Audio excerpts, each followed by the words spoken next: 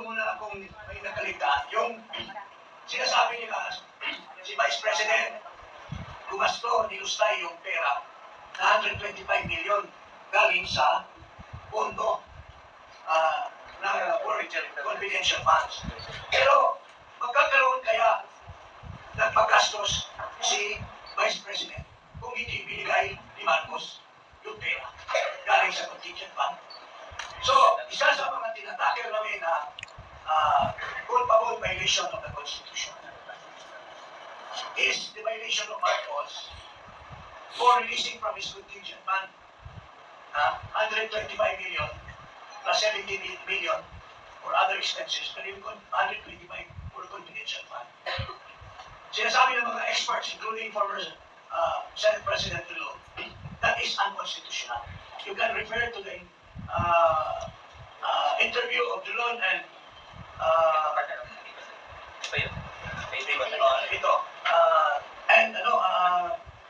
sino po sa ABS? Karen Davila.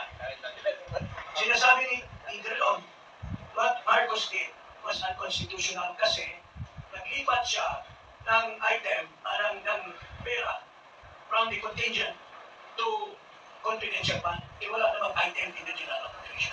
Bawal po lang mag-comment according to the Constitution. It's a violation of law to transfer fund when there is no item. You cannot augment unless savings. Ang confidential fund is not savings. Only savings can be used by the President. So, Marcos has violated. Bago nyo sampahan si Sara, si Marcos muna ang sinampahan namin. Kasi siya ang source ng pera na dinastos ni Sara at dati. Second, graft and corruption. Ba't hindi itong graft and corruption ni Marcos? Ito mismo. It was here in Congress, si Undersecretary Pangiliban was caught saying that it was Marcos who ordered the importation of 440,000 tons of sugar. Without a sugar order, sabi niya, let's do it ourselves. Inamin po ito ni Pangiliban. Kung tinanong siya ni Risa, dinidiktik siya ni Risa Ontiveros, ni Pimentel, at ni Tolentino. Nandito po ang conversation nila.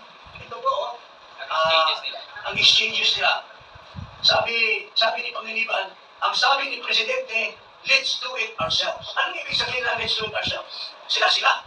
Walang sinusunod na regulasyon. Ang regulasyon kasi, bago ka makapag-import, you have a sugar order. Ito. There was no bidding. Hindi, ang matindi nito, umili lang siya ng tatlo sa 30 o 40. Pinili niya yung tatlo, All Asian Counter-Trade, si Iscalel, kaibigan niya, yung Sokten Philippines na tinwestiyon ni Rizal na walang pera. At itong Edison B, marketing. Bakit pipiliin mo lang yung tatlo? When there are more qualified, nakipag-meeting ba si Marcos? Mayroon tayong picture na nag-meeting si Marcos with his only 3 trainers in Malacanang. So this is graft and corruption, mga kababayan, giving undue advantage and warranted benefits to these 3 traders over others who are more qualified. Pinili niya without the benefit of the meeting, at the same time, walang sugar order. Tapos, pag dumating na yung taga-rito, saka na lang nila nilalakad yung sugar order after the fact. So he has already committed the crime of graft and corruption. And also betrayal of public trust because he has reneged on his duty under his oath of office that he will execute the laws. Faithfully, hindi niya in-execute kasi siya mismo ang gumawa ng violation of law. Ito naman, to favor his campaign, crony, nung binigay ni Rason yung share, una-una, binenta yung, alam niyo itong malampaya, ang laking pera na kinikita ng gobyerno. Maski 5% lang ang share natin. Kasi 45% is owned by Chevron, 45% is owned by Shell. I should know this because naging chairman ako dyan sa kumpanya niyan, yung PNOCEC. So, mag-i-expire yung service contract 38 ng 2024. Dapat sana, para kumita ang gobyerno, nirepeat yun. kahanap ng bagong bidder para mapasok ang pera. Ang ginawa nila, binigay kay Rason yung share. Binigay kay Codela yung Chevron. Pero ngayon, si Rason na lang ang may-ari. Pero ang masama, ang masakla, walang bidding, wala lahat, in-extend for another 15 years, mga kababayan, yung kontrata unilaterally by Marcos. Can you imagine? So, that is giving an unwarranted benefits to Rason, yung kanyang pride company. So, this is graft and corruption in a real sense. Kasi wala namang sinasabi ng karamihan that could have benefited the people kung ang gobyerno na mismo ang nag-take over. Kasi pag expired ng 2024, mayroon tayong right of first refusal over walang bayan. Pero we squandered the power of the government at binigay natin sa crony. And that is also cronyism. Lastly, ito po, narinig naman siguro niyo sa mga media, masyadong hot na hot si Toby Tiangco. Sinasabi niya, nag-meeting kami ni Marcos, ni Romandes, ako. I was so surprised, bakit nakasama ko, dapat silang dalawa. Sinabi daw ni Marcos, Martin, sobra-sobra na ba yung maraming bahay sa Forbes? Sobra-sobra na ba yung maraming Ferrari at mga airplanes?